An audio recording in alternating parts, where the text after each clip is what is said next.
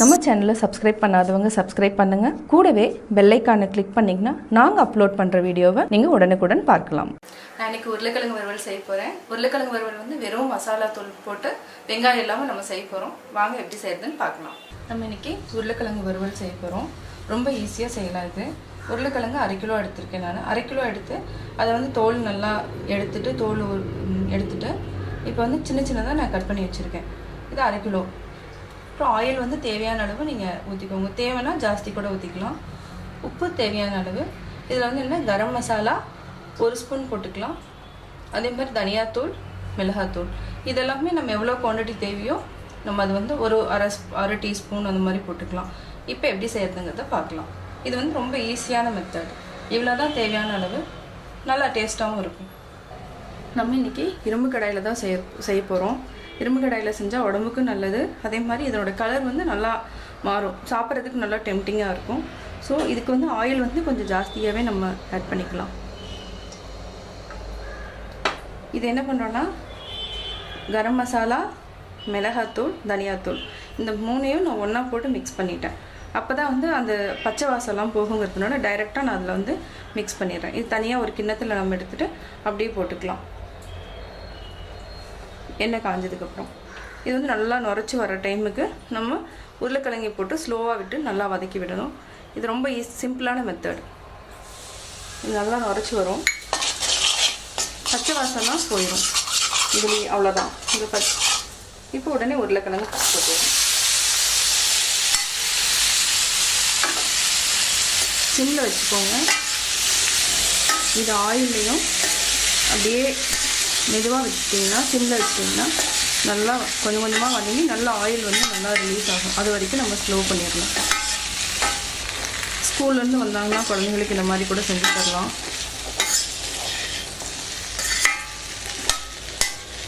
இது ரொம்ப கஷ்டம் கிடையாது. தனியாத்தூள், மிளகாத்தூள், கரம் மசாலா 3 இருந்தாவே போதும். இதை வந்து நல்லா ஸ்லோவாக விட்டுட்டு வதக்கிட்டு கொஞ்சம் லேட்டாக வந்து நம்ம சால்ட் போட்டால் போதும். நல்லா அரை இதில் வெந்ததுக்கப்புறம் போட்டுட்டு ஓரளவுக்கு வெந்ததுக்கப்புறம் போட்டால் போதும். அது வரைக்கும் சிம்லேயே இருக்கட்டும். அப்போ தான் அந்த உள்ளே இருக்கிறதெல்லாம் வேகும். நல்லா வதங்கிட்டுருக்கு. இது அப்படியே ஸ்லோவாக வச்சுட்டு நம்ம வந்து ஒரு 15 மினிட்ஸ் எடுத்துக்கோம். சிம்மில் தான் இருக்கணும். இது வந்து இதாகக்கூடாது. ஹை ஃப்ளேம்லலாம் வைக்கவே கூடாது. இதே மாதிரி ஒரு 5 மினிட்ஸ் to 10 மினிட்ஸ் அப்படியே ஸ்லோவாக இடையில நீங்கள் வந்து நல்லா எடுத்து விட்டுக்கணும். அப்போ தான் வந்து நல்லா வேகும். மூடி வைக்கணும்னு அவசியம் இல்லை. வெந்துருச்சா அப்படிங்கிறத நம்ம அப்பப்போ பார்த்துக்கலாம். ஒரு நல்லா உடச்சி கூட பார்த்துக்கலாம். இந்த மாதிரி இருந்துச்சுன்னா இப்படி பார்த்துக்கலாம். அப்போ நம்மளுக்கு தெரிஞ்சிடும் வெந்துருச்சா என்னங்கிறது தெரிஞ்சிடும். இரும்பு கடாயில் பண்ணணும் நல்லா டேஸ்ட்டாக இருக்கும். வதக்கிட்டே இருந்தால் சிக்கன் இந்த மாதிரி விஷயங்கள் நல்லா பண்ணோன்னா நல்லாயிருக்கும். நல்லா மசாலா வந்து நல்லா உள்ளே இறங்கிடும். தேவைன்னா நீங்கள் வந்து எண்ணெய் கூட ஆட் பண்ணிக்கலாம். பட் ஆல்ரெடி எண்ணெய் இருக்குது. ஒரு சிலருக்கு எண்ணெய் நிறையா ஊற்றினா பிடிக்கும். அவங்க எண்ணெய் ஆட் பண்ணிக்கலாம். இப்படியே கொஞ்சம் நேரம் வதங்கட்டும். கொஞ்சம் வேகணும். உள்ளே என்ன வேகாமல் இருக்குது. இது வந்து தண்ணி எதுவுமே ஆட் பண்ண வேண்டியதில்லை.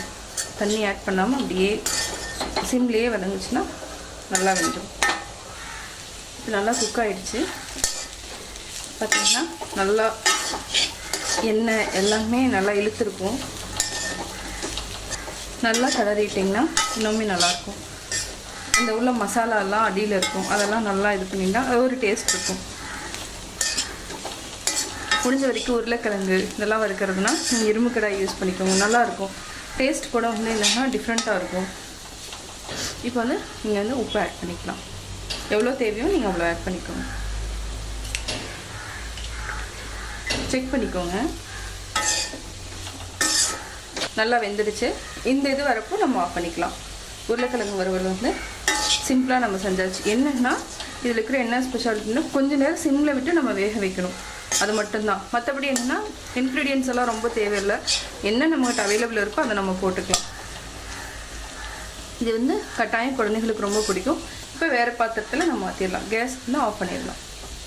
சுவையான உருளைக்கிழங்கு வறுவல் ரெடி. நான் உருளைக்கிழங்கு வறுவல் எப்படி பண்ணான்னு பார்த்துருப்பீங்க.